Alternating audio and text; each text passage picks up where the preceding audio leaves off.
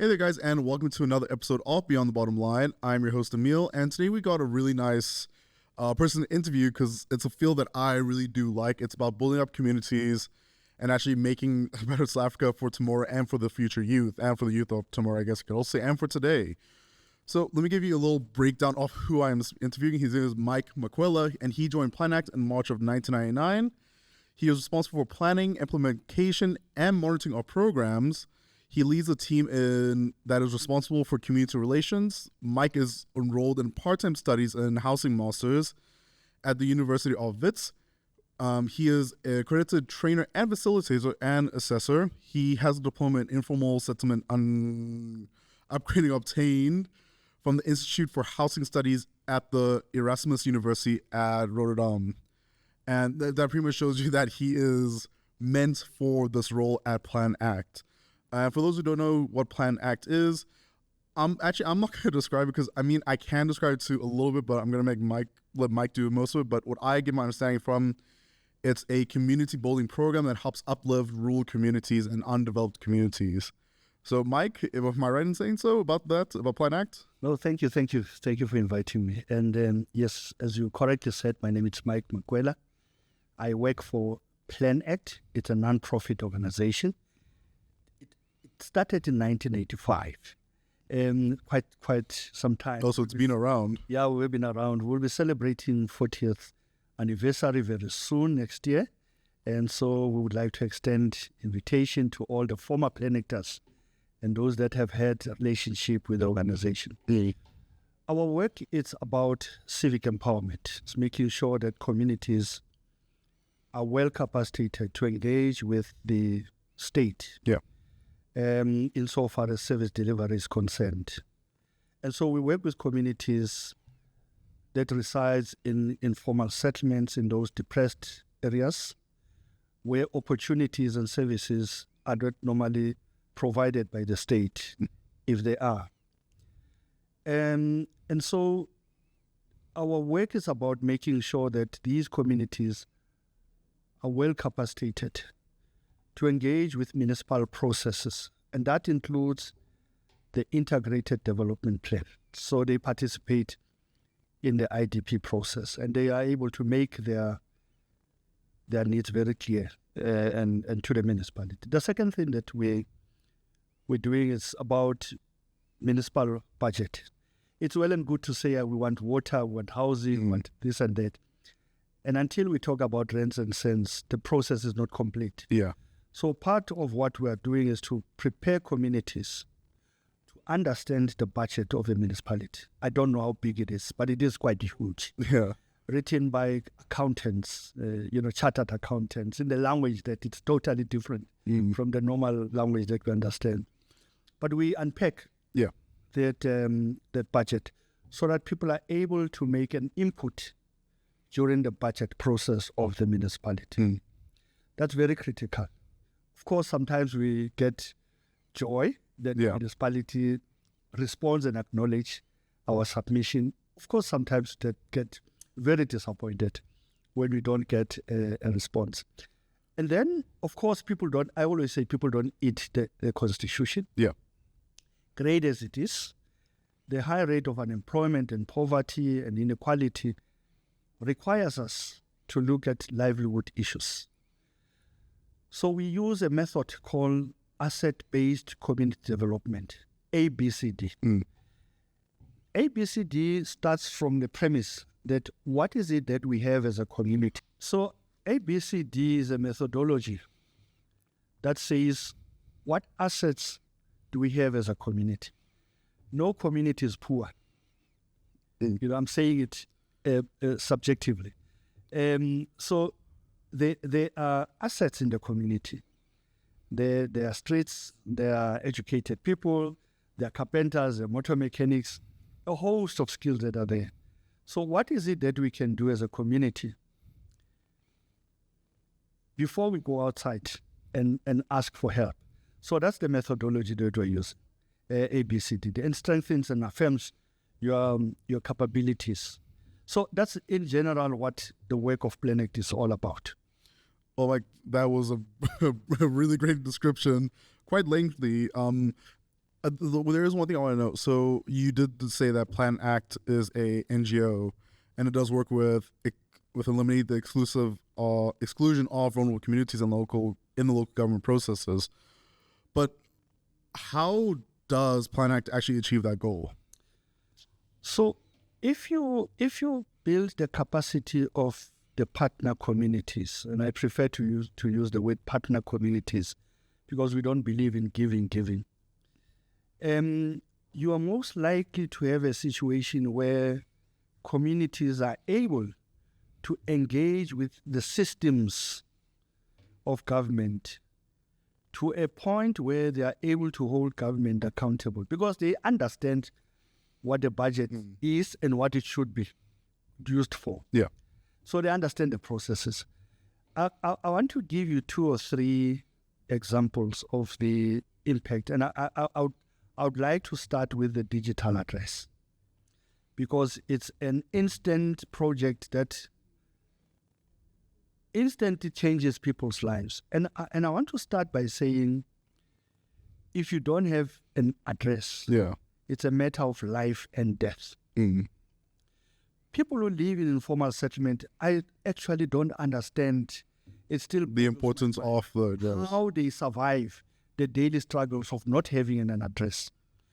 So we did a project in Ekurhuleni in an informal settlement called Skuon Plus. And then we did one in the city of Joburg, in the south of Joburg, called Tembelihle Informal Settlement. We wanted to do comparison of these 2 municipalities. But what we found is that the benefits of having an address are so enormous. If you live in an area where there is no address, the ambulance can't find you, the police can't find you, and my cousin can't find me. I have to go and fetch him at the entrance of of my settlement. But business thrives on networks. And so if I have a Chisanyama business, buy and bribe, my project is limited because I can't deliver and people can't order.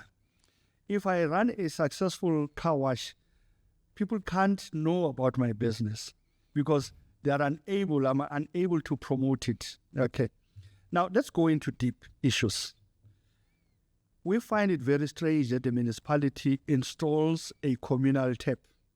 And when it breaks, they actually don't know where that communal tap is. Yeah. And if I have to report, I can't say I live next to a green shack, next to a big tree. How many shacks? And how many big green trees are there? And how many big trees are there? So that's actually something I want to touch on as well. Bring up the municipality, and you guys also are involved with municipality and local government.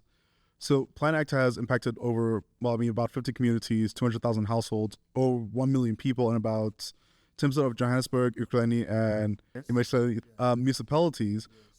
The one thing I want to know is a lot of times governments will go to an area, actually sort out some issues, and then never come back or return to that area to, carry on solving the issues. So do you guys still go to those impacted areas and still actually support the area and the people within those communities? Yes, we do. Yes, we do. And there's a program that we call Asivigelane. Let's protect each other. We started this initiative during the COVID, and we were quite concerned to say, municipalities are going to divert money from service delivery issues, water, sanitation, waste collection, and focus on COVID, which is not bad.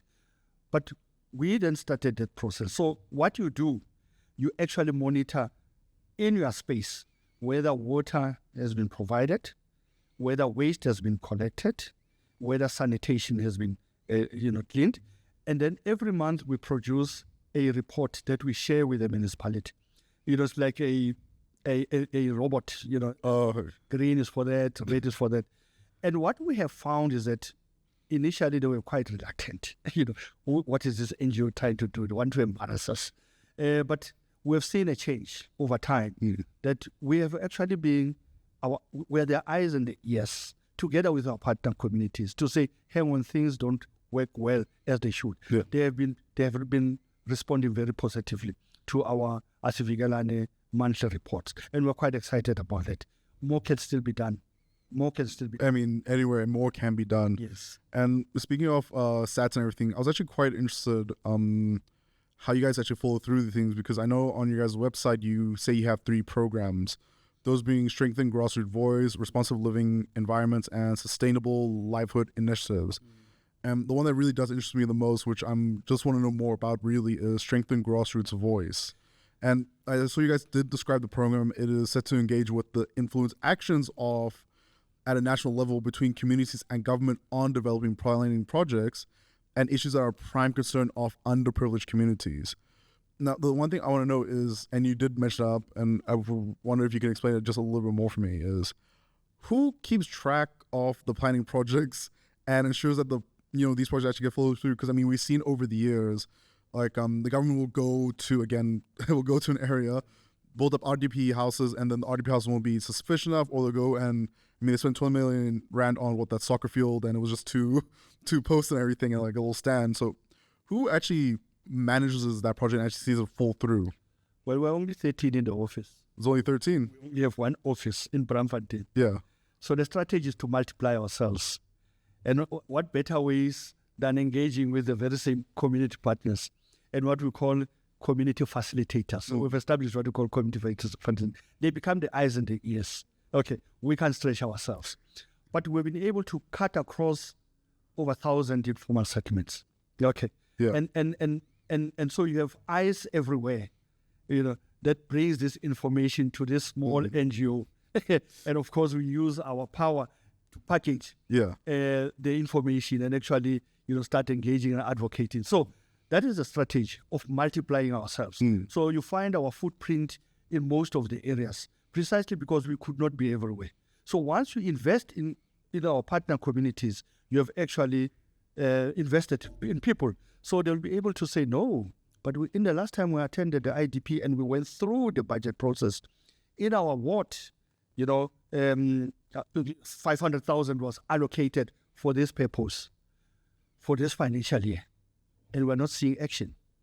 So they become the eyes and the ears. So we use an instrument called social audit, and this is a community-led monitoring tool. So for outsourced services, so we take the tender document, we go through the specification with the communities and say, the toilet that was supposed to have been delivered should have been this size and that size, and these are the specifications. Let's go on the floor. Let's go on the ground. Let's go with the tape and let's measure. Let's see indeed. They said in the tender document, 100 toilets were going to be delivered. Let's count them.